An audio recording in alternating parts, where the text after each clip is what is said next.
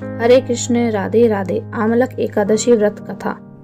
मानदाता जी बोले, हे वशिष्ठी, यदि आप मुझ पर प्रसन्न हैं तो व्रत की कथा कहो जिससे मेरा कल्याण हो। वशिष्ठी बोले, हे राजन, सब व्रतों से उत्तम और अंत में मोक्ष देने वाली आमल की एकादशी का वर्णन करता हूँ। यह फागुन माह के शुक्ल पक्ष में होती है। इस व्रत का पुण्य 1000 गोदान के फल के बराबर है। मैं आपसे एक पौराणिक कथा कहता हूँ। एक पौराणिक वैदिक नामक नगर में ब्राह्मण, वैश्य, क्षत्रिय, शूद्र चारों वर्ण आनंद पूर्वक रहते थे। उस नगर में चैत्य रथ नामक चंद्रवंशी राजा था। वह महाविद्वान था और धार्मिक था। वहां के निवासी वृद्ध से बालक प्रत्येक एकादशी का व्रत करते थे। एक समय फागुन माह के शुक्ल पक्ष को आमल नामक एकादशी आई। उस दिन राजा से प्रजा तक और वृद्ध से बालक तक सबने हर्षित होकर एकादशी का व्रत किया। राजा अपनी प्रजा के साथ मंदिर में जाकर पूरा कुंभ स्थापित कर दीप, नवेद, पंचरत्न, 6 आदि से धात्री का पूजन करने लगा। वे सब धात्री इस प्रकार स्तुति करने लगी, हे धात्री, तुम ब्रह्मा स्वरूप हो, तुम ब्रह्मा जी द्वारा उत्पन्न हो और सारे पापों को नष्ट करने वाले हो। तुमको नमस्कार है। अब हमारा अर्घ स्वीकार करो। तुम श्री रामचंद्र जी द्वारा सम्मानित हो। मैं आपकी प्रार्थना करता हूँ, मेरे समस्त पापों को हरण करो। उस देवालय में रात्रि को सबने जागरण किया। रात्रि के समय उस जगह एक बहेलिया आया। वह महापापी तथा दुराचारी था तथा भूखा व प्यासा था। उस जगह विष्णु भगवान की कथा एकादशी मातम सुनने लगा। बहेलिया ने उस रात्रि को अन्य लोगों के साथ जाकर व्यतीत किया। प्रातःकाल होते ही सभी लोग अपने अपने घर गए।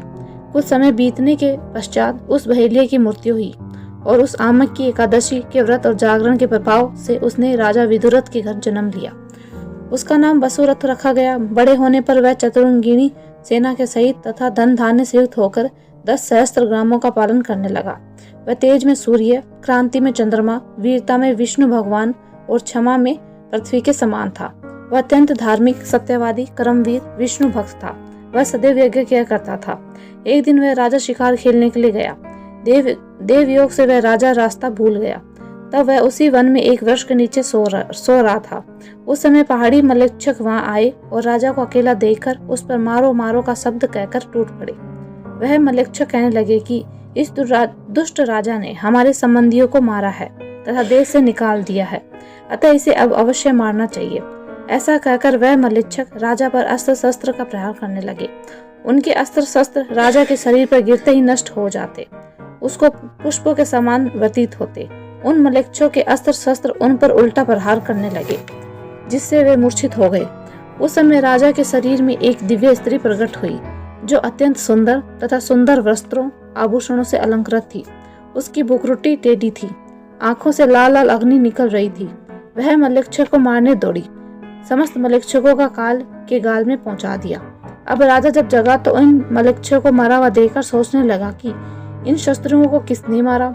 जब वह राजा ऐसा विचार कर रहा था, तभी आकाशवाणी आई हुई और कहने लगी, हे राजन, इस संसार में तेरी विष्णु भगवान के अतिरिक्त कौन रक्षा कर सकता है।